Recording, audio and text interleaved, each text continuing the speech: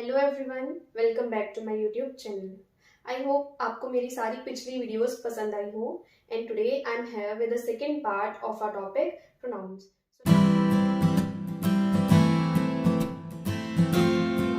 So let's start with another topic of the types of pronouns. Relative pronouns. So relative pronouns होते क्या हैं?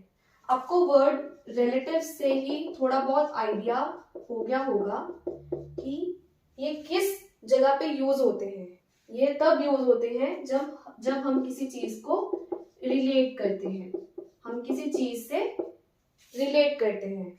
तो अब हम पता करते हैं कि किस चीज से रिलेट करते हैं एक एग्जाम्पल के थ्रू। एग्जाम्पल है I met Hari, full stop, Hari had just returned। अभी ये दो डिफरेंट सेंटेंसेस हैं, ठीक है।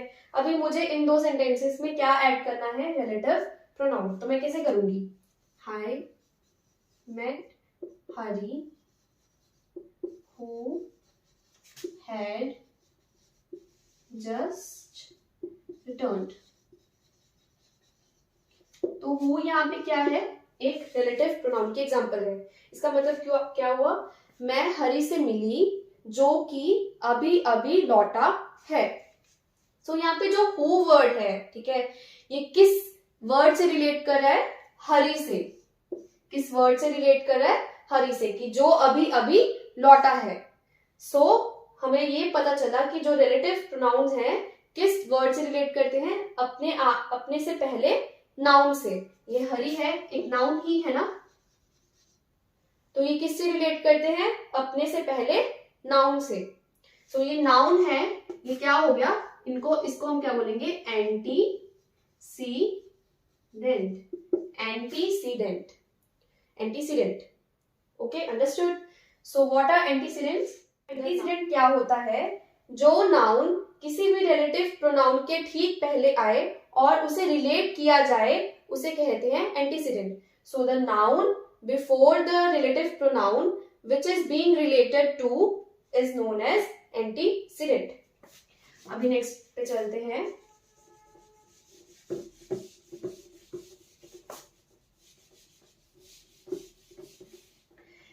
आगे चलते हैं, that is forms of relative pronouns। यहाँ पे फॉर्म्स का क्या मतलब है कि जो रिलेटिव प्रोनाउंस है वो किसी सेंटेंस में किस वे में यूज किए जाते हैं। फर्स्ट इज नॉमिनेटिव केस,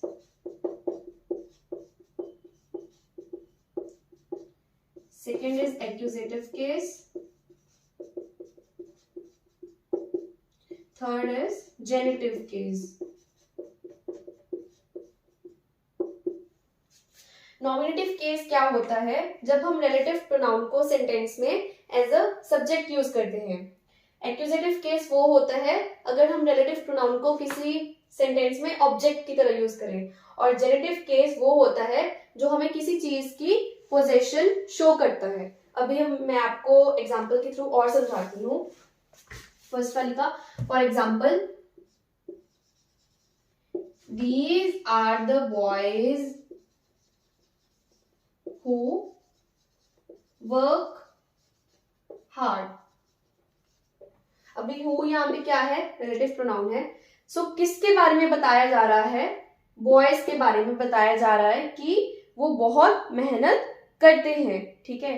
तो यहाँ पे कौन डूअर है, डूअर मतलब कौन एक्शन परफॉर्म कर रहा है, कौन परफॉर्म कर रहा है, बॉयज। तो बॉयज क्या हो गए, सब्जेक्ट हमारे। और हु किसके बारे में बता रहा है, सब्जेक्ट के बारे में। सो ये हु है जो किस तरह यूज हुआ है, सब्जेक्ट की तरह यूज हुआ है। सो हम इसको क्या कहेंगे, नॉमिनेटिव केस या नॉमिनेटिव फॉर्म। एक्यूजेटिव केस के बारे में बात करते हैं। सो इसके एग्जांपल है, this is the girl whom everyone praises। whom यहाँ पे क्या हो गया, relative pronoun.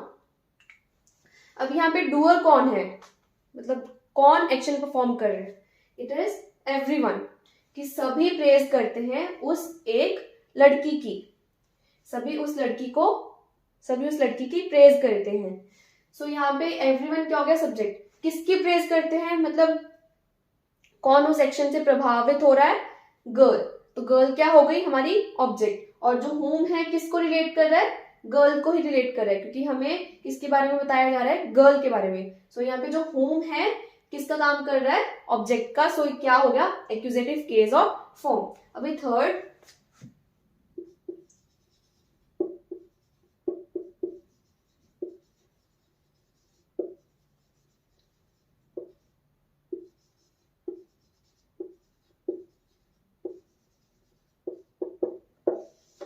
this is the boy whose pen was lost, whose here is relative pronoun।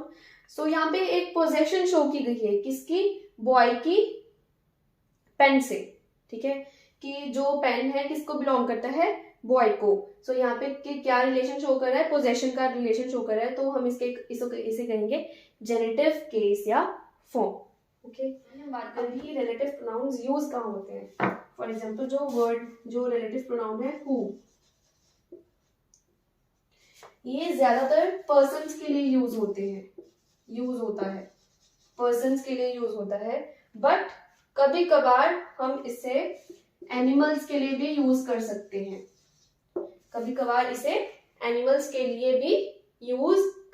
हैं, फॉर एग्जाम्पल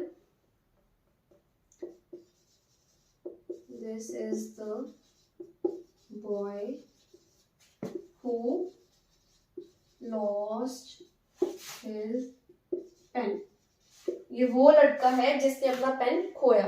तो यहाँ पे बॉय है, क्या है, एक लिविंग थिंग है, पर्सन है, ठीक है, तो उसके लिए यूज हो रहा है। सेकेंडली जो विच है, ये हमेशा किसी नॉन लिविंग थिंग के लिए यूज होगा, किसी नॉन लिविंग थिंग,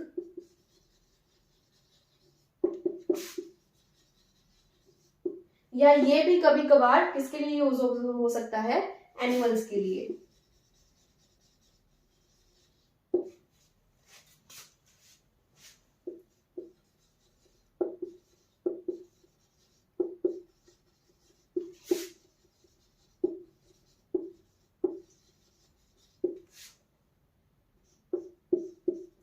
यहाँ पे क्या थी, एनिमल, तो इसके लिए क्या आ गया, विच। अभी नॉन लिविंग थिंग के एग्जांपल बताऊं, वही कह सकते हैं ना, this is the house which belongs to me. So यहाँ पे हाउस क्या है, नॉन लिविंग थिंग है, और विच यहाँ पे नॉन लिविंग थिंग को रिलेट कर रहा है, किसी नॉन लिविंग थिंग को रिलेट कर रहा है।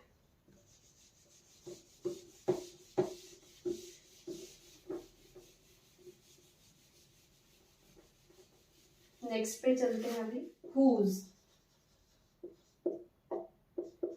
जो भी whose है हम पर्सन्स के लिए भी यूज कर सकते हैं, एनिमल्स के लिए भी यूज कर सकते हैं, या नॉन लिविंग थिंग्स के लिए भी यूज कर सकते हैं। For example this is the question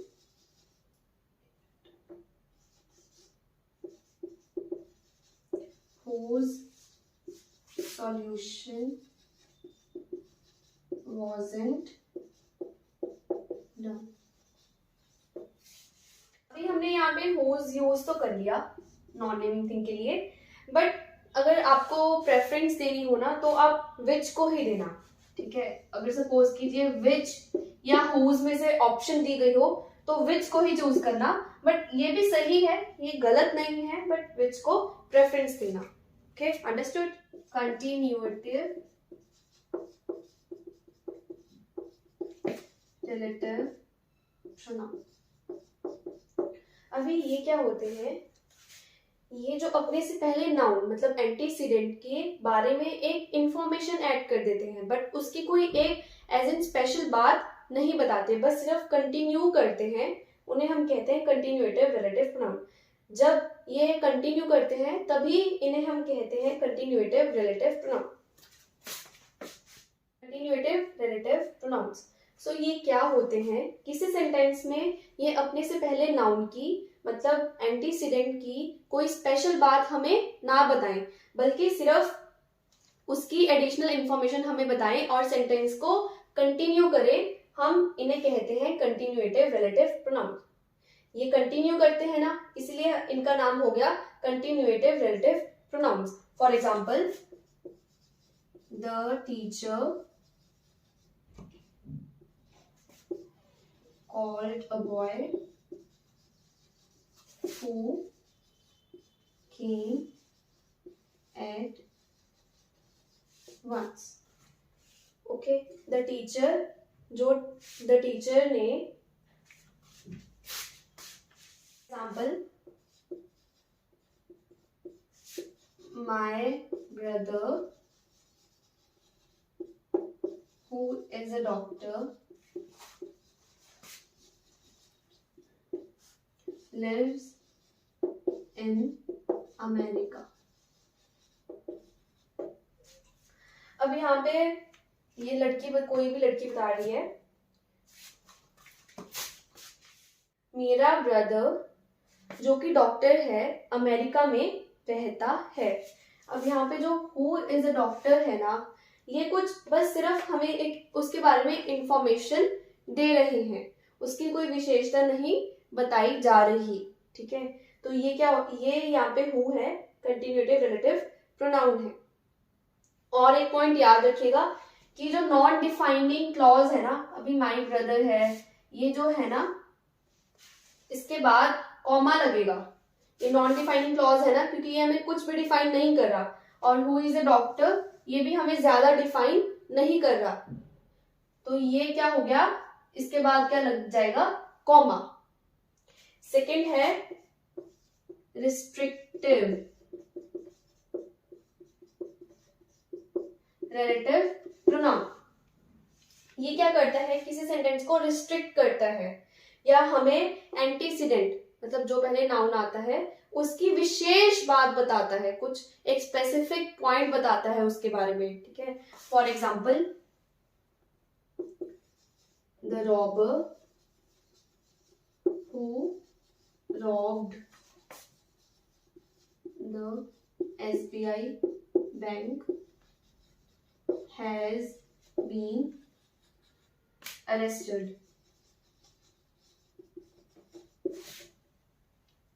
अब यहाँ पे जो हु है ना, ये उस रॉबर की खास बात बता रहा है कि उसने कौन सा बैंक लूटा, उसने लूटा SBI बैंक। तो यहाँ पे ये क्या हो गया, रिस्ट्रिक्टिव रिलेटिव प्रोनाउंस। अब चलते हैं नेक्स्ट टॉपिक पे, डिस्ट्रीब्यूटिव प्रोनाउंस। तो डिस्ट्रीब्यूटिव प्रोनाउंस होते क्या हैं, ये वो नाउन्स है जैसे कि सेंटेंस में, किसी भी एक सेंटेंस में जितने भी हम व्यक्ति या थिंग्स हो उन सभी को ही रेफर करते हैं, जितने भी व्यक्ति या कोई डिस्ट्रीब्यूटिव प्रोनाउंस। तो डिस्ट्रीब्यूटिव प्रोनाउंस होते क्या हैं, जैसे एक सेंटेंस में कितने भी व्यक्ति या कितनी भी थिंग्स का यूज किया हो और जो प्रोनाउंस उन सभी को रेफर करते हैं उन्हें कहते हैं distributive pronounce. For example, each, either, neither, every.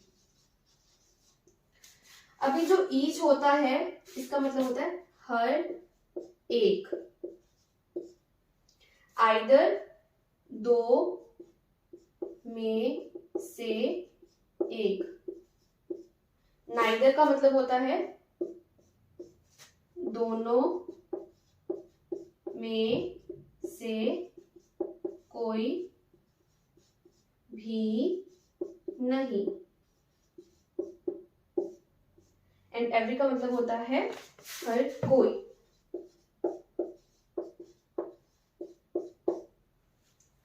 तो आइदर कब यूज होता है, जब हमें दो ऑप्शंस दी गई हो और उन दो ऑप्शंस में से कोई एक चीज चूज करनी हो, तब आइदर का यूज होता है। और नाइदर का मतलब कोई भी, दोनों में से कोई भी नहीं।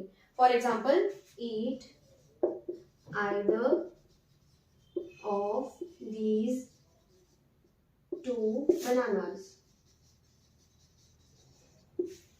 अब यहाँ पे आइदर का क्या मतलब है कि ये दो बनानास हैं, इनमें से कोई एक बनाना खा लो. Neither of these two students took part in the play. इसका मतलब है कि इन दो बच्चों में से किसी भी बच्चे ने प्ले में पार्ट नहीं लिया. अभी डिस्ट्रीब्यूटिव प्रोनाउंस में एक बात जो गौर करने की है, मतलब जो एक इम्पॉर्टेंट बात है, वो है इनकी पोजीशन. इनकी पोजीशन पे हमने जरा ध्यान देना है. Each of the men won a reward. अभी यहाँ पे ईच स्टार्टिंग में यूज हो गया, तो इस सेंटेंस का मतलब है कि हर एक व्यक्ति ने रिवॉर्ड जीता. अगर मैं ईच की पोजीशन चेंज कर दूं और मैं लिख दूं these men won each of the reward. तो अभी यहाँ पे ईच का क्या मतलब हो गया? जो मैन थे, जितने भी मैन थे, उन्होंने हर एक रिवॉर्ड जीता. हर एक रिवॉर्ड, यहाँ पे क्या था? हर एक आदमी ने. हर एक आदमी ने. यहाँ पे क्या है? हर एक रिवॉर्ड. अंडरस्टूड? तो इसीलिए डिस्ट्रीब्यूटिव प्रोनाउंस की पोजीशन को ध्यान में रखना जरूरी है.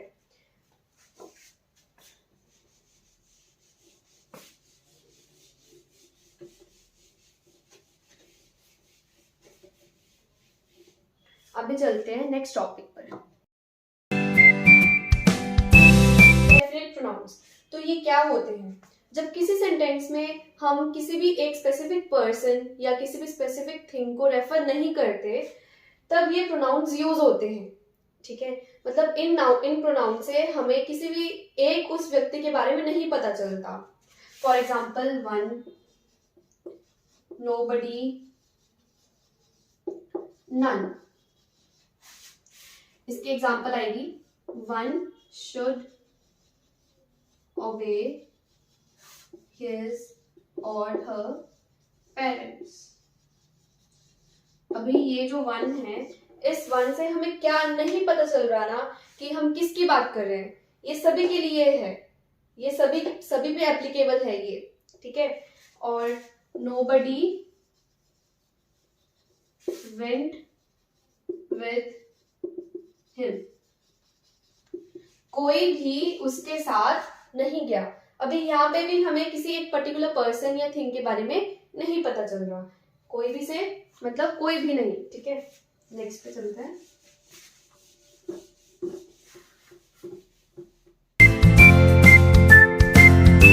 Reciprocal pronouns. ये वो प्रोनाउंस हैं जो 2-3 वर्ड्स इकट्ठे मिलकर बनाते हैं. For example each other, one another. अभी यहाँ पे 2 वर्ड्स इकट्ठे हो रहे हैं और ये क्या रेफरेंस शो करते हैं. इनके एग्जांपल्स हैं we should love one another. हमें एक दूसरे से प्यार करना चाहिए. एक दूसरे से. शुड लव वन अनदर मतलब हमें एक दूसरे से प्यार बना के रखना चाहिए. Second, they both hated each other. इसका भी मतलब एक दूसरे से ही हो गया.